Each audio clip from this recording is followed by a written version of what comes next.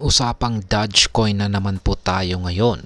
Kamakailan lang ay sinabi po ng analyst na si Ginoong Ali Martinez na may posibilidad daw na tumaas si Dogecoin ng hanggang $23.25. Isa pong nakakamanghang pagtaas na 7,961%. Ang forecast na ito ay base po sa tinatawag na Fibonacci retracement levels na makikita po sa historical patterns ng presyo ni Dogecoin. Kaya sa video na ito ay aalamin natin kung ano ang ibig sabihin ng prediction na ito, paano nangyari ang ganitong posibleng pagtaas at kung ano ang magiging epekto nito para sa atin bilang mga Pinoy crypto traders at investors. Pero bago po tayo magpatuloy ay nais ko lamang po munang bigyang linaw ang aking disclaimer kung saan ang nilalaman po ng video na ito ay hindi po ito isang financial advice. For education and information purposes lamang po ang layunin nito. Ayan, bakit nga ba sinasabing tataas si Dogecoin ng hanggang $23? Yan, ayon po kay Ginoong Ali Martinez, ang posibleng pagtaas ni Dogecoin ay nakabatay po sa pattern ng presyo nito sa nakaraan. Partikular po sa pag-angat nito mula sa tinatawag na resistance trend line. Ang resistance ay isa po itong point or price level kung saan kadalasang nahihirapang tumaas ang presyo ng isang asset. Kapag ang presyo ay nakalagpas sa resistance, itinuturing po ito bilang breakout na indikasyon kung saan ay indikasyon na maaring magtuloy-tuloy ang pag-akyat ng presyo. Ginamit po ni Ginoong Martinez ang Fibonacci retracement levels na isang paraan upang makita ang mga potential na target prices ni Dogecoin base sa historical patterns nito. Sa dalawang nakaraang bullish cycles, ang presyo po ni Dogecoin ay umabot sa mga antas or levels na 1.618 at 2.272 ng Fibonacci levels. Mga points na nakita niyang paulit-ulit na pinupuntirya ng presyo ni Dogecoin sa kasaysayan.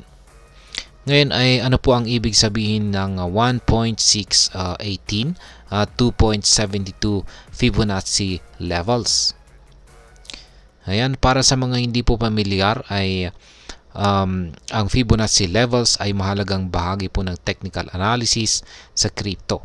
Nakakatulong po ito sa pagtansya ng potensyal na resistance o support levels sa hinaharap base sa mga nakalipas na galaw ng presyo.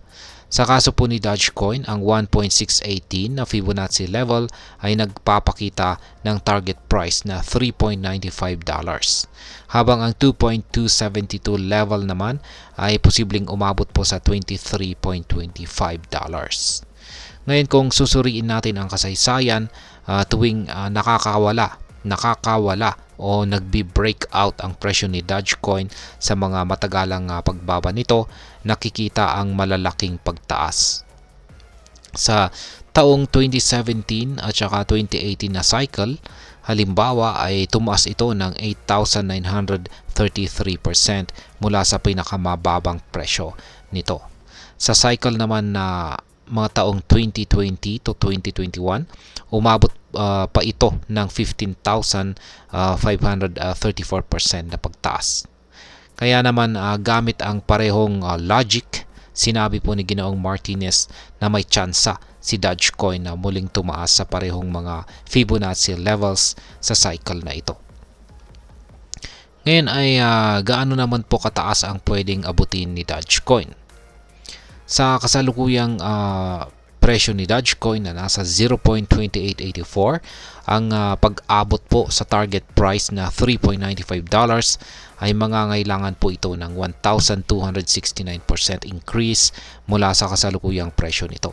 Ngunit kung si Dogecoin ay aabot sa mataas na target na $23.25, ibig sabihin magkakaroon po ito ng halos 7,961% na pag-angat mula sa kasalukuyan. Ang ganitong potensyal na pagtaas ay kaakit-akit para sa maraming investors, lalo na't malaking return ang maaari nilang makuha kung magaganap nga ang pagtaas na ito. Ngayon ay ano naman po ang maaring maging epekto nito para po sa atin bilang mga Pinoy crypto investors or traders. Ang ganitong forecast ay nagbibigay po ng malaking pagkakataon, ngunit may mga risk kung talagang tataas si Dogecoin sa mga target levels na ito. Posibleng makaranas ng malaking kita ang mga may hawak ni Dogecoin or Doge sa kanilang portfolio kung sakaling nangyari nga ito. Para sa mga long-term investors, maaring ito ang tamang pagkakataon upang mag-hold o kaya'y magdagdag pa ng Dogecoin sa kanilang investments. Ngunit mahalaga pong tandaan na ang crypto market ay napaka-volatile o mabilis magbago ang presyo. Hindi sa lahat ng oras ay tataas lang ang presyo, kaya't dapat pong maging maingat ang bawat investors. Kung ikaw ay magsisimula pa lamang sa pag-invest kay Dogecoin, siguraduhin mag-research ng mabuti at intindihin ang dynamics ng market. Mahalaga rin ang tamang timing sa pagbili at pagbenta upang masigurong kumita at hindi po malulugi. Ngayon ay ano naman po ang aking masasabi tungkol dito? Sa akin pong sariling pananaw, ang prediction po ni Ginoong Martinez ay isang malaking inspirasyon para sa mga traders at investors. Ngunit hindi po ito garantiya ng tiyak na kita.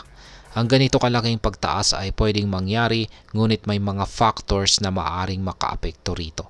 Kasama na rito ang pag-endorso ni Ginoong Elon Musk, mga pulisiya sa US na sumusuporta or kumokontra sa cryptocurrency at ang kasalukuyang ekonomiya. Bilang isang investor, mahalagang maging bukas po sa mga posibilidad, ngunit manatiling maingat.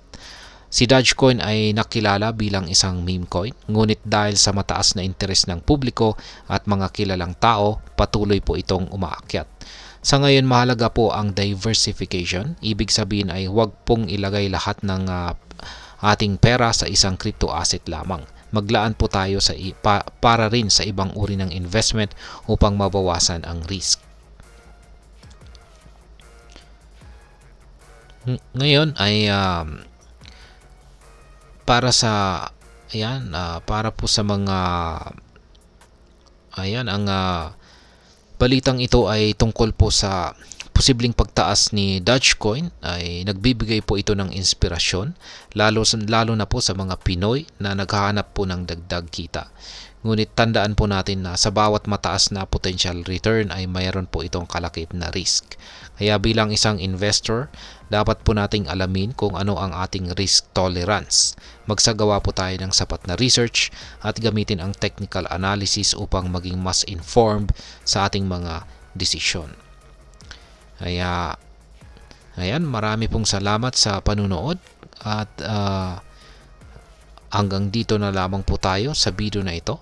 Ayan, God bless po sa ating lahat.